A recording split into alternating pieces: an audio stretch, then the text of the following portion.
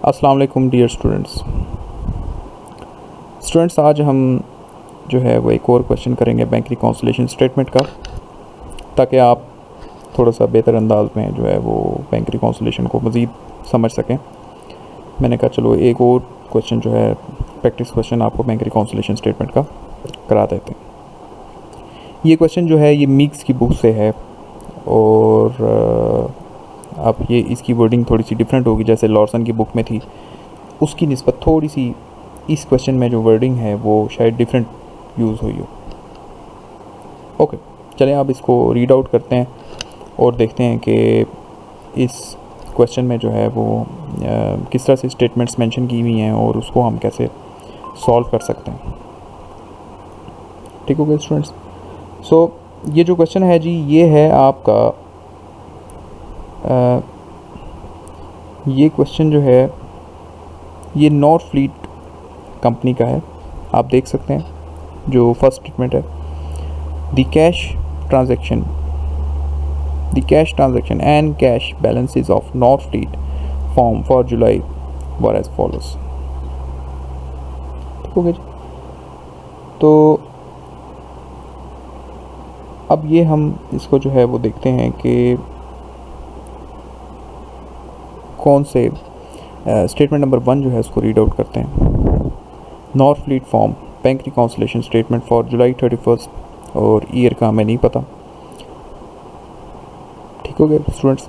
So the first statement is the cash ledger account for cash showed a balance of July 31 of $16,766.95। ठीक हो गया cash. अच्छा चलें इसको थोड़ा सा हम इसमें बना भी लेते हैं। मैंने इसको अभी तक जो है वो उसको प्रॉपर्ली बनाया नहीं है। The balance as per bank statement. ठीक हो गया? Balance as per bank statement, इसमें से कुछ ऐड होगा, 3 कॉलम छोड़ देते हैं और फिर होगा जी कुछ लेस, इसमें से भी 3 कॉलम्स छोड़ देते हैं और फिर होगा आपके पास स्टूडेंट्स एडजस्टेड बैंक बैलेंस। ठीक हो गया यहाँ तक?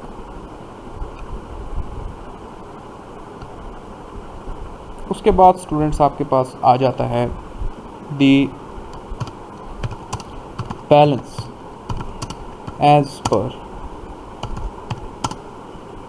बुक स्टेटमेंट ही चलो कह देते हैं इसको statement, book statement, company statement भी कह सकते हैं आप। इसमें भी जी कुछ ऐड होगा डेफिनेटली और कुछ लेस होंगे आइटम्स, और उसके बाद 3 स्टेटमेंट के बाद हम कहते हैं जी एडजस्टेड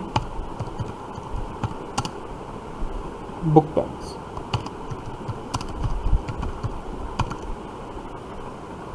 एडजस्टेड बुक बैलेंस।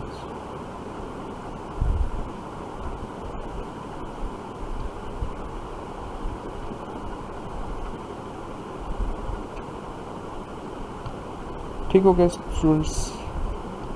ये हमने इसको कर लिया और इसको भी हमने ऐसे ही जो है वो कुछ कलर्स कर लेते हैं। ये भी कलर होगा। ठीक हो गया स्टूडेंट्स? यहाँ तक आपको यकीनी तौर पे बात समझ आ गई होगी। ये मैंने इसका फॉर्मेट जो है वो डिज़ाइन कर दिया। अब जी सबसे बुनियादी जो फर्स्ट आइटम है वो है जी कि the ledger account for cash showed a balance at July 31 of $16,766.95। Ledger account कौन सा होता है जी? लेजर अकाउंट वो होता है जो आपकी कंपनी मेंटेन कर रही होती है। लेजर, ये लेजर कंपनी बनाती है। ठीक है? सबसे पहले जो डेली रूटीन एक्टिविटीज़ होती हैं, जो ट्रांजैक्शंस होती हैं कि किसी ने गाड़ी ख़रीदी कंपनी में या किसी ने कोई सामान ख़रीदा, कुछ भी ख़रीदा, वो जर्नल एंट्रीज पास होती हैं। ठीक है? कि कैश मतलब एक एंट्री पास होती है कि ये चीज़ गई है और ये चीज़ आई है, मतलब जाता हमेशा कैश ही है जो है मोस्टली केसेस के अंदर। और कुछ ना कुछ हम परचेज़ कर रहे होते हैं कैश, कि गाड़ी ख़रीदी है जी तो गाड़ी एक एसेट है, तो हम जर्नल एंट्री पास करते हैं कि जी कार एक एसेट है वो इंक्रीज़ हुआ है और कैश भी एक एसेट था जो कि डिक्रीज़ हुआ है, तो ऐसे जर्नल एंट्री पास होती है। उसके बाद उसका लेजर बनते हैं, उसके बाद ट्रायल बैलेंस बनता है, उसके बाद बैलेंस शीट बनती है, फिर फाइनेंशियल स्टेटमेंट्स बनती हैं, balance sheet, income statement, cash flow statement of honour equity, जिस पे मैं आपको डायरेक्ट ही ले गया था।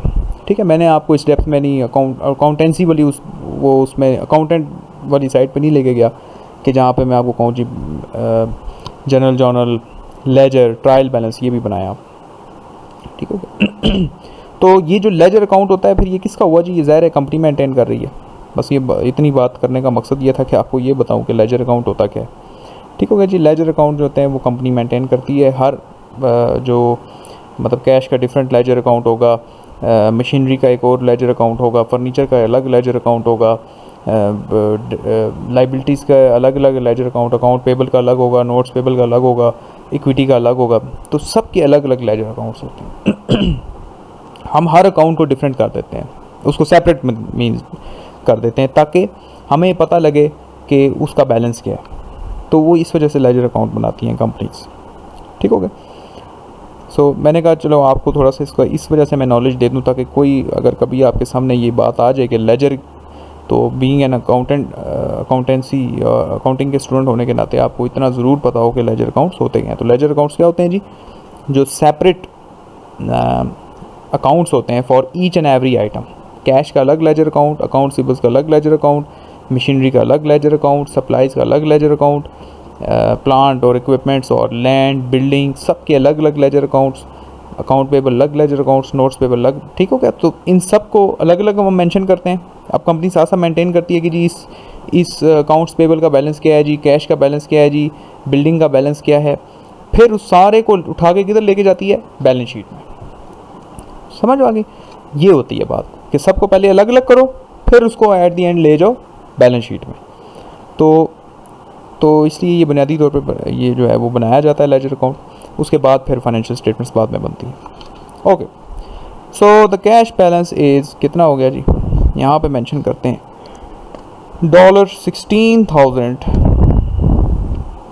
$16,766.95 ये होगा।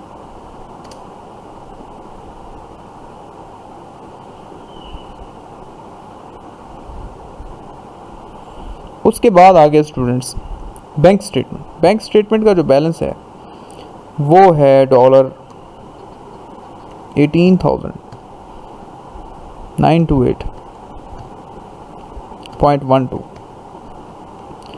ये आ गया जी।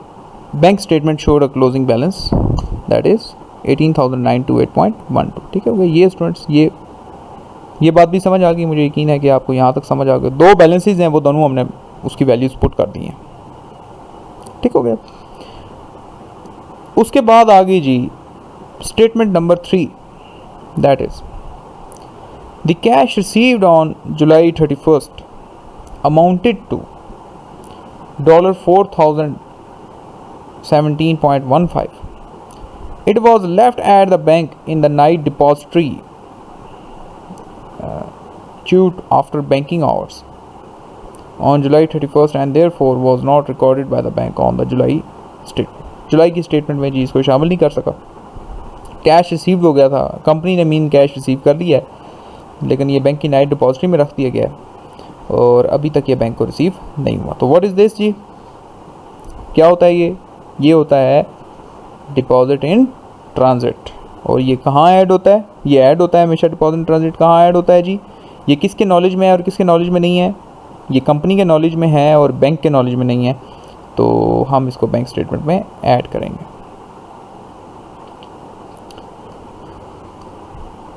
ओके, नीचे कर लेते हैं deposit in transit. Deposit in transit की जो अमाउंट है वो इनर कॉलम में आएगी और वो कितने की आएगी? चलो यहाँ पे उसको मेंशन कर देते हैं that is $417.15।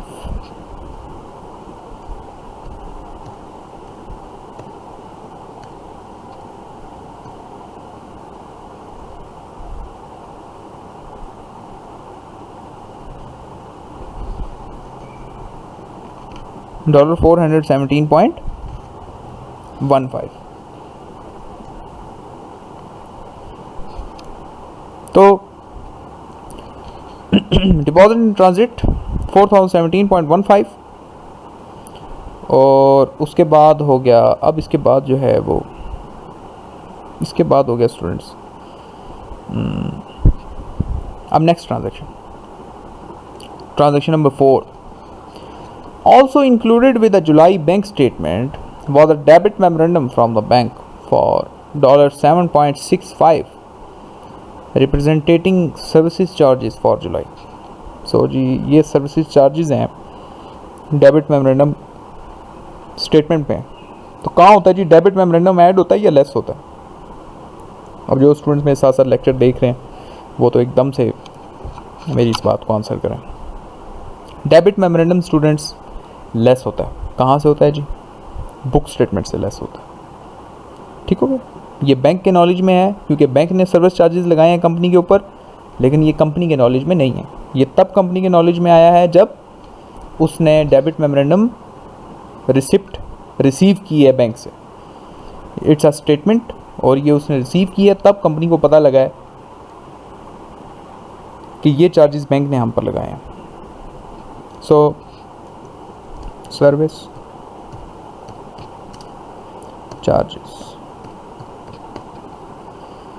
Charges he book statement से हम लेस कर रहे हैं. दैट इज डॉलर कितना है जी?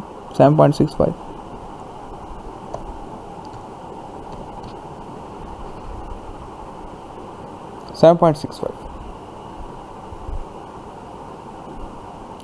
उसके बाद हो गया जी a credit memorandum enclosed with the July statement indicated that non-interest bearing notes receivables for $45.45 from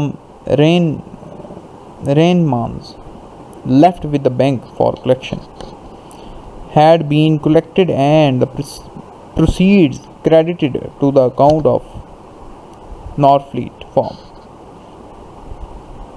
Credit memorandum. Credit memorandum क्या होता है स्टूडेंट्स?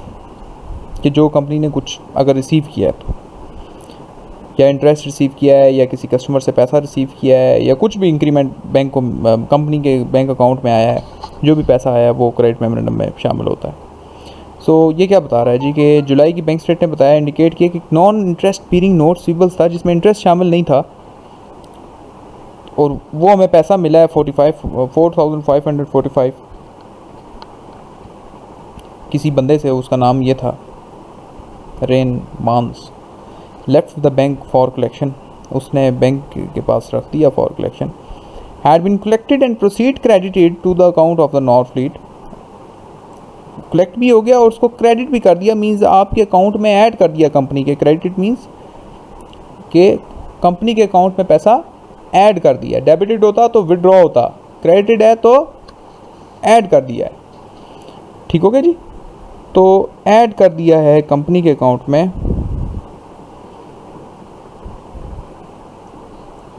तो अब इस अमाउंट को, क्रेडिट मेमोरेंडम को हम बुक स्टेटमेंट के अंदर ऐड करेंगे क्योंकि ये अब वो अमाउंट है कि जो बैंक के नॉलेज में है और कंपनी के नॉलेज में नहीं है.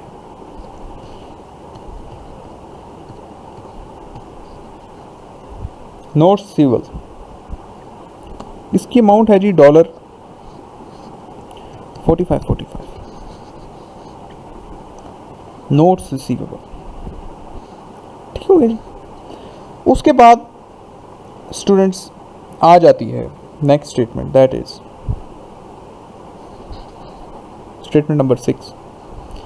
Comparison of the paid cheques returned by the bank with the entries in the accounting records revealed that the check number 821 for $8,300 8,000 नहीं है, 835.02 issued July 15 in the payment of office supplies or office equipment had been originally entered in the Norfleet record as $853.02. अब ये देखें, ये this is an error. ये अब एक error आ गया. ठीक हो गया. This is an error. अब ये मुझे बताएं कि ये एरर क्या है. What is this error? एक बार फिर इसको हम रिवाइज करते हैं। मैं अब इसको उर्दू में जो है वो एक्सप्लेन करने की कोशिश करता हूँ। कंपैरिजन ऑफ पेड चेक्स, कौन कौन से चेक जो हैं जी वो पे हो गए हैं। पेड चेक्स अब कौन बताएगा। हमने जो है वो चेक किसी कस्टमर को लिख के दिए थे और वो उसने विड्रॉ कर लिए हैं, मींस हमारे अकाउंट से पैसा चला गया। हमने किसी की पेमेंट करनी थी, ठीक हो गया ना, हमने किसी की पेमेंट करनी थी, हमने उसको उसके नाम पर चेक लिखे। अब हमने देखा है कि कौन कौन से चेक जो हैं वो पेमेंट हो गई है उनकी, मींस हमारे अकाउंट से पैसा निकल गया है। तो अब ये हमारे अकाउंट से बेसिकली पैसा जा रहा है जो हमने किसी को पेमेंट करनी थी, ये वो उन चेक्स का। Return by the bank with the entries in the counting record reveal that cheque number 821 for $835 issued July 15 in the payment of office equipment. कि ऑफिस इक्विपमेंट के लिए जो चेक हमने इशू किया था, हमने ऑफिस इक्विपमेंट परचेज़ किए थे, उसके लिए जो चेक हमने जो है इशू किया था 835 का, had been erroneously into Norfleet records as 853। हमने गलती से उसको अपने कंपनी के रिकॉर्ड में ज़्यादा पैसों से लेस कर दिया है। होना वो 835.02 से लेस होना चाहिए थी अमाउंट, इतने के इक्विपमेंट थे, लेकिन हमने वो इक्विपमेंट लेस कितनी अमाउंट से कर दिए, 853.02 की अमाउंट से, मीन ज़्यादा अमाउंट लेस कर दिए। कितने डॉलर तकरीबन लेस किए जी, 18 डॉलर ऑलमोस्ट इन्होंने ज़्यादा लेस कर दिए। वो चलो हम यहाँ से देख भी लेते हैं। तो अब क्या होगा, अब 18 डॉलर हमने ज़्यादा क्योंकि लेस किए हैं, तो वो ऐड बैक करेंगे हम कंपनी के अकाउंट में यहाँ पर, क्योंकि कंपनी की गलती है, कंपनी ने ज़्यादा लेस किए हैं तो कंपनी उसको वापस ऐड बैक करेगी। ठीक हो गया। सो रिकॉर्डिंग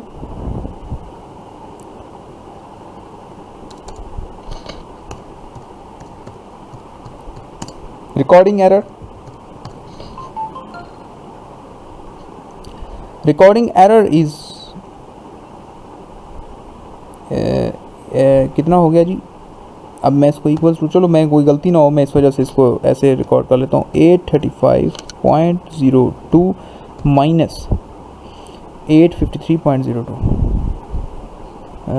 853.02, ये देखिए जी -18 के साथ आया है। तो इसका मतलब है कि मतलब वो अमाउंट क्योंकि बड़ी थी इसलिए माइनस आया, तो इसको हम प्लस साइन कर लेते हैं। ठीक है हो गया जी, बस हमें पता लग गया कि कितनी अमाउंट थी बेसिकली। मैंने कहा शायद कि कोई और पॉइंट का डिफरेंस ना आ जाए, तो बस ये 18 से आपने इसको ऐड करना, ठीक है, क्योंकि हमने ज़्यादा लेस की थी इसलिए अब हम उस अमाउंट को ऐड बैक कर रहे हैं। ठीक हो, ये एरर समझ आ गया जी आपको ना। ये this is the company error. Company ने एक चेक की पेमेंट की थी तो उसको गलती से अपने अकाउंटिंग रिकॉर्ड के अंदर ज़्यादा से लेस कर दिया है, तो उसको दोबारा से अमाउंट को ऐड बैक करेंगे तो बैलेंस हो जाएगा। उसके बाद स्टूडेंट्स अब जो है इसके बाद हम थोड़ा सा नीचे आ जाते हैं, अब यहाँ तक हम आ जाते हैं, फिर हम देखते हैं कि नेक्स्ट स्टेटमेंट क्या है।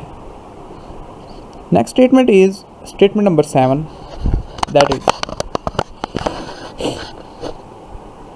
examination of the paid checks also revealed that 3 checks, all issued in July, had not yet been paid by the bank. Check number G811 for $861.12, check number 814 equals to $640.80, check number 823 for $301.05। तो ये जो है वो इसमें 3 checks जो हैं वो issued हुए हैं लेकिन अभी तक पेड नहीं हुए by the bank. What are these cheques? Outstanding cheques. Outstanding cheques ये होंगे, अब क्योंकि मिक्स की जो बुक है स्टूडेंट्स ये थोड़ी सी पुरानी बुक है, ये ज़रा वो पुराने तर्ज में बातें कर रही है। ठीक हो गया। अब आजकल के इस दौर में जो लार्सन की बुक है वो इसको क्या कहता था, कैंसिल चेक्स। वो कहता है जी examination of the cancel checks, वो ये बात करता है, वो ये नहीं कहता पेड चेक्स। पेड चेक्स तो आने वालों को भी बोल सकते हैं कि जो शायद अमाउंट हमने रिसीव करनी हो, तो वो भी तो पेमेंट ही है ना। ठीक हो गया। तो अब ये क्योंकि पुरानी बुक है, अब इसलिए वो अब जो लेटेस्ट नाम इनको दिया गया वो है जी कैंसिल चेक है। कौन कौन से चेक कैंसिल हो चुके हैं? कैंसिल कौन सा चेक होता है? जो हमने किसी के नाम पर इशू किया है और जब वो उसने विड्रॉ करवा लिया और हमारे अकाउंट से पैसा निकल गया तो वो चेक कैंसिल हो गया। ठीक हो गया। सो इसको लॉर्सन कैंसिल चेक्स बोलता था और यहाँ सो लॉर्सन जो है वो इसको लॉर्सन जो था लॉर्सन इसको जो है वो इस स्टेटमेंट नंबर 7 में लॉर्सन इसको किस चीज़ का नाम देता था जी?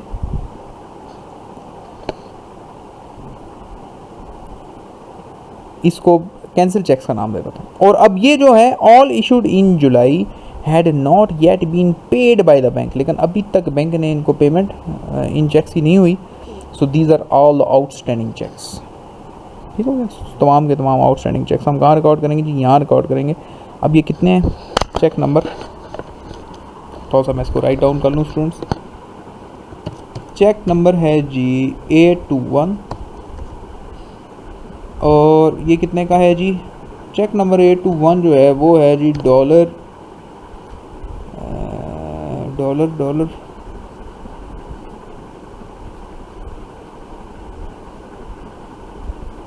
सॉरी 811 है, 821 नहीं है। सॉरी स्टूडेंट, वो ऊपर बोला था, सॉरी मैं गलती कर गया।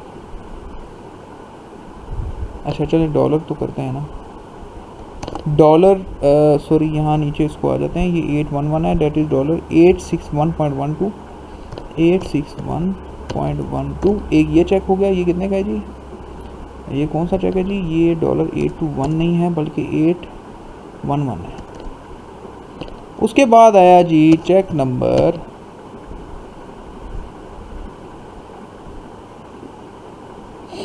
814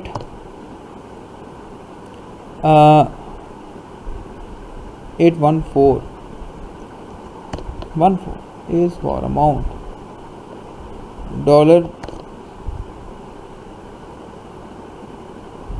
640.80।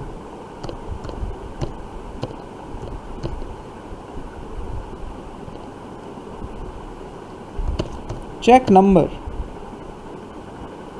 823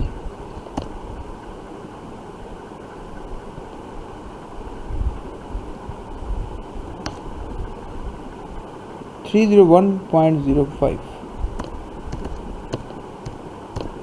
3 चेक आ गए स्टूडेंट्स यहाँ तक। ठीक है भाई, इसको भी हम बोल्ड कर देते हैं ताकि ये पता लगे कि ये अलग से बना देते हैं।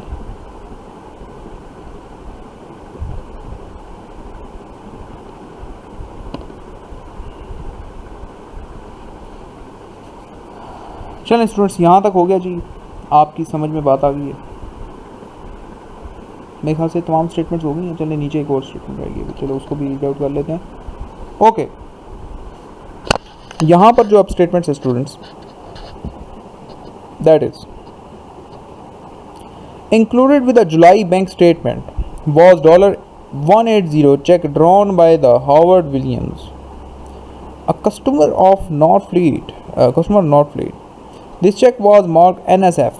It had been included in the deposit of July 27, but had been charged back against the company account on July 31st. NSF check आ गया जी आपको। अब सिर्फ रट्टे की बात नहीं है कि हम कहेंगे जी NSF चेक का तो हमने रट्टा लगाया हुआ है, ये तो बस बुक स्टेटमेंट से लेस होता है।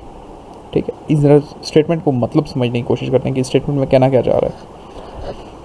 कहता है जी included with the July bank statement, जुलाई की जो बैंक स्टेटमेंट थी उसके साथ जो था was 180 check drawn by the Harvard Williams. एक चेक जो है वो हार्वर्ड विलियम्स ने ड्रॉ किया है। ठीक हो गया, against the company name, company के नाम पे, अ कस्टमर ऑफ नॉर्थफ्लीट, नॉर्थफ्लीट का वो कस्टमर था, उसने इसके कंपनी के नाम पर चेक जो है वो ड्रॉ किया है। मीन्स उसने लिख के कंपनी के नाम पर नॉर्थफ्लीट का नाम लिखा और 180 उसको उसने पेमेंट करनी थी कंपनी को। This cheque was mark NSF, ये चेक जो है वो ये NSF हो गया। कैसे हुआ? It had been included in the deposit of July 27, July 27 के डिपॉजिट में ये चीज़ आई हुई थी कि पैसा आ गया है, but had been charge back, लेकिन दोबारा से ये कंपनी के अकाउंट से निकल गया against the companies account on July 31, because बाद में पता लगा कि ये चेक तो रिसीव ही नहीं हुआ क्योंकि तो NSF है। हार्वर्ड विलियम्स के अकाउंट में तो इतना पैसा ही नहीं है कि इधर आ सके, $180 है ही नहीं वहाँ पे, ठीक हो गया। सो ये हो गया जी NSF चेक्स। NSF चेक कितने का आ गया जी आपके पास? $180। ओके, उसके बाद स्टूडेंट्स यहाँ पर हम इसको ऐड बैक कर देते हैं, is equals to this one plus, अब मैं इनको ऐड कर रहा हूँ जी सबको। कहीं कहीं शायद आपको मेरी आवाज़, मेरी साउंड दूर से आए, वो इस वजह से क्योंकि मैं माइक दूर रख देता हूँ इस वजह से। तो असल में मैं हेडफोन नहीं यूज़ करता, माइक यूज़ कर रहा होता हूँ। तो ये स्टूडेंट्स मैंने ऐड कर दिए हैं, इन दोनों अमाउंट्स को भी ऐड कर दिया है। ये सबसे पहले balance as per book statement में इन दो अमाउंट्स को मैंने ऐड किया, फिर ये नीचे जो लेस वाली थी इन दोनों को ऐड किया, तो ये अमाउंट्स आ गई, ठीक है जी। अब मैं इन दोनों को भी ऐड कर देता हूँ क्योंकि ये भी ऐड वाली थी। एक ये है, इसके अंदर balance as per bank book statement में ये ऐड हुआ, ये वाला बैलेंस, ये वाला बैलेंस, ठीक है, जो ऐड वाला है, ये दोनों ऐड कर दिए। अब ये ऐड अमाउंट आ गई, ठीक है जी, इसको अंडरलाइन कर दिया मैंने। और अब यहाँ पर इसको भी अंडरलाइन कर देता हूँ, और यहाँ पर अब डबल अंडरलाइन के साथ फिर मेरे पास ये वाला बैलेंस आ जाएगा, ठीक है जी। अब मैंने क्या करना है जी, ये बैलेंस लेना है, माइनस का साइन लगाना है और ये वाला बैलेंस लेना है, तो ये आंसर आ गया 21,142.30, ठीक है जी, balance as per book statement, ठीक है जी। अब ऊपर देखते हैं, ऊपर भी हम इसको कोशिश करते हैं कि ये बैलेंस हो जाए। एक ये बैलेंस आ गया, उसके बाद आ गया स्टूडेंट्स एक इसको ऐड कर देते हैं यहाँ पर, तो यह कितना बैलेंस आ गया जी, this one plus this one, ठीक हो गया जी स्टूडेंट्स। उसके बाद हमने इन तीन बैलेंसेस को भी ऐड कर दिया, this one plus this one, ये ऐड हो गया। उसके बाद हमने इसको अंडरलाइन कर दिया, और this one minus this one, ये देखें स्टूडेंट 21,142.30। सो स्टूडेंट्स, आपको उम्मीद है कि बात समझ में आ गई होगी।